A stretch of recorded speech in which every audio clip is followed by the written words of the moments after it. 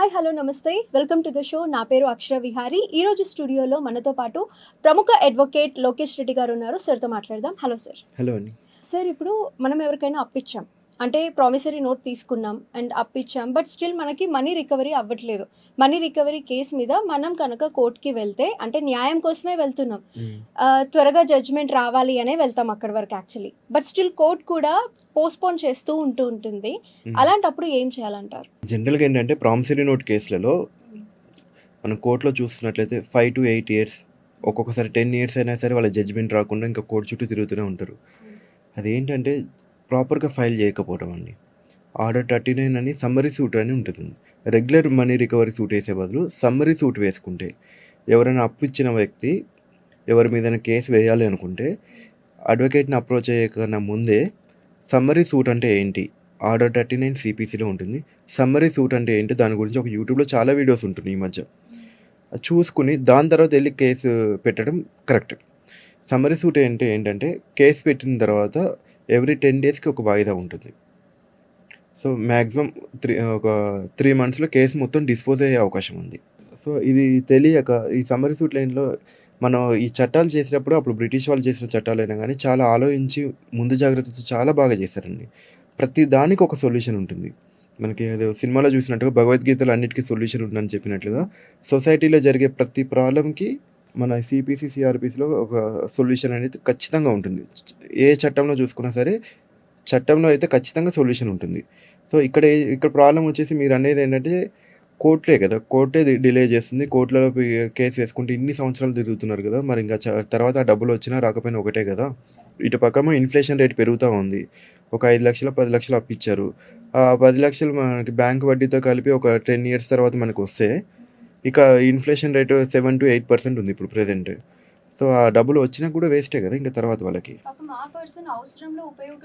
So అందుకని మెయిన్గా ఏంటంటే ఈ నెగోషియబుల్ ఇన్స్ట్రుమెంట్ యాక్ట్లలో ప్లస్ ఈ ప్రామిసరీ నోట్ కేసులలో, మెయిన్గా ఈ ప్రామిసరీ నోట్ కేసులలో సమ్మరీ సూట్స్ అని ఉంటుంది.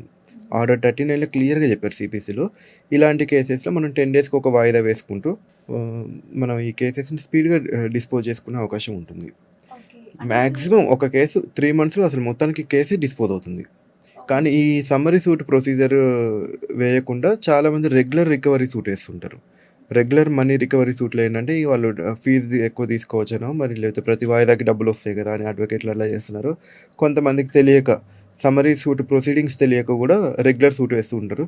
అసలు ఏ ప్రామిసరీ నోట్ అయినా సరే సమ్మరీ సూట్ వేసుకుంటే మీకు మ్యాక్సిమం 3 to 6 months, 3 months ఏం కాదు, 6 months కూడా కాదు, 3 monthsలో డిస్పోజ్ అయిపోతుంది కేసు.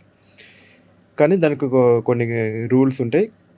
దాన్ని బట్టి మనం ప్రాపర్గా ఫైల్ చేసుకోవాలి. అంటే సార్, ఫర్ సపోజ్ మనం ఎవరి మీద అయితే కేసు వేస్తున్నామో ఆ పర్సన్ నా దగ్గర మనీ లేవు, నేనేం చేయలేను అని కనుక చెప్తే? మనీ లేకపోతే 2 ఆప్షన్స్ ఉంటాయండి. ఒక సూట్ డిగ్రీ అయినాక మనం EP వేసుకుంటాము. EPలో తన దగ్గర మనీ లేకపోతే అతని ప్రాపర్టీస్ ఏమైనా ఉంటే ప్రాపర్టీస్ని అటాచ్ చేసుకోవచ్చు.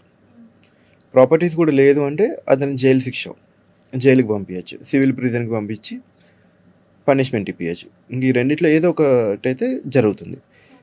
ఇప్పుడు డబ్బుల కోసం జైలుకి వెళ్ళే వాళ్ళు కూడా చాలా తక్కువ. ఇంకా ఈ రోజుల్లో బయట ఉంటే ఏ పని చేసుకున్నా హైదరాబాద్ లాంటి సిటీలో ఎంతో కొంత సంపాదించుకోవచ్చు. ఊర్లలో కూడా ఏ పని చేసుకున్నా సంపాదించుకోవచ్చు. సో వాళ్ళు అప్పు చేస్తూ లేకపోతే ఏదో ఒకటి చేసి వీళ్ళ డబ్బులు వీళ్ళకి ఇచ్చేస్తారు. సరే, ఎందుకు జైలుకి పంపించడం? అతనికి కూడా భార్య పిల్లలు ఉన్నారు, ప్రాపర్టీస్ లేవు, ఏం లేదు, నా దగ్గర నుంచి అప్పు అయితే తీసుకున్నాడో తీర్చలేకపోతున్నాడు, జైలుకి పంపించి ఏం చేస్తాం అనేసి కూడా వాళ్ళు కేసుని విత్డ్రా చేసేసుకుంటారు. కేసుని విత్డ్రా చేస్తే ఇక అది వాళ్ళిద్దరికి ఉన్న అండర్స్టాండింగ్ అండి. డబ్బు ఇచ్చిన వాళ్ళు తీసుకున్న వాళ్ళకు ఉన్న అండర్స్టాండింగ్ బట్టి జనరల్గా ఏంటంటే ప్రాపర్గా మీరు కోర్టులో ఫైట్ చేస్తే ఖచ్చితంగా సాక్ష్యాలన్నీ మీకు ఫేవర్గా ఉంటే న్యాయం జరగడానికి 3 to 4 monthsలో సరిపోతుంది. అంతకన్నా ఎక్కువ టైం తీసుకోరు ఈ ప్రామిసరీ నోట్ కేసెస్ వరకు అయితే. సార్, ఇప్పుడు జనరల్గా మరి ప్రామిసరీ నోట్ ఉంది మన దగ్గర అండ్ నేను కేసు వేయాలనుకుంటున్నా, రికవరీ కేసు వేయాలనుకుంటున్నా, ఎంత డ్యూరేషన్ లోపు నేను వెళ్ళి రికవరీ కేసు వేయొచ్చు అంటారు? జనరల్గా ఏంటంటే ఈ మనీ మ్యాటర్స్లలో ముఖ్యంగా ప్రామిసరీ నోట్ కేసులలో 3 years లిమిటేషన్ టైం అనేది ఉంటుందండి. ప్రామిసరీ నోట్ పైన ఉన్న డేట్ నుంచి 3 years లోపల కోర్టులో కేసు వేసుకోవాలి. 3 years తర్వాత కోర్టులో కేసు వేయడం కుదరదు. ఒకవేళ కొన్ని పరిస్థితులలో కేసు వేద్దాం అనుకున్న టైంలో అడ్వకేట్కి ఇచ్చి అక్కడ లేట్ అవ్వడమో, లేకపోతే హౌస్ షిఫ్టింగ్, అటు ఇటు డాక్యుమెంట్ మిస్ అవ్వడమో, ఇలాంటి కేసెస్లో కొన్ని కండోన్ డిలే పిటిషన్ అని ఒక పిటిషన్ వేసుకుని కోర్టు పర్మిషన్ తీసుకుని ఆ తర్వాత కూడా వేసుకోవచ్చు. కానీ జనరల్‌గా అయితే ఈ ప్రామిసరీ నోట్ కేసులలో మెయిన్ లిమిటేషన్ టైమ్ వచ్చేసి 3 ఇయర్స్ ఉంటుంది. 3 ఇయర్స్ లోపు అయితే వేసుకోవచ్చు. అవును. సార్ ఇందాక మీరు సమ్మరీ సూట్ అని కూడా అన్నారు. సమ్మరీ సూటే కాకుండా ఇంకేవైనా వేరే కేస్ పెట్టొచ్చంటారా? అంటే ఉంటుంది. చీటింగ్ కేస్ ఇలాంటివి. చీటింగ్ కేస్ పెట్టొచ్చేమో. కానీ దీనికి వాళ్ళు ఇంటెన్షనల్‌గా డబ్బులు తీసుకొని మోసం చేశారని ప్రూవ్ చేయగలిగితే ఖచ్చితంగా 406, 420 కేసులు కూడా పెట్టొచ్చు. కానీ వాళ్ళు మోసం చేయాలనే ఉద్దేశంతో తీసుకోకుండా డబ్బులు తీసుకొని వాళ్ళ పరిస్థితి బాగాలేక కట్టడానికి లేట్ అయితే గనక సమ్మరీ సూటే బెటర్.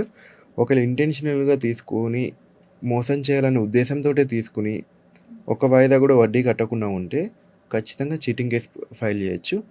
అదే కానీ 406, 420 ఇలా చాలా ఉన్నాయి. ఇంకా వాళ్ళిద్దరి మధ్య ఏమైనా హీట్ జనరేట్ అయ్యి ఇతన్ని ఏమైనా బెదిరించినట్లయితే 506 అని ఇంకా చాలా ఉంటాయి. ఇంకా చట్టంలో చాలా కేసులు ఉన్నాయి. వాళ్ళు చేసే వాళ్ళ ఇద్దరి మధ్య జరిగిన సంభాషణ బట్టి వాళ్ళ ఇంటెన్షన్ బట్టి మెయిన్ క్రిమినల్ కేసులు కూడా ఫైల్ చేసుకోవచ్చు. Thank you sir. Promissory note గురించి అంటే మనీ రికవరీ కేస్ గురించి కూడా చాలా డీటెయిల్స్ అయితే చెప్పారు మాకు. Once again thank you. Okay.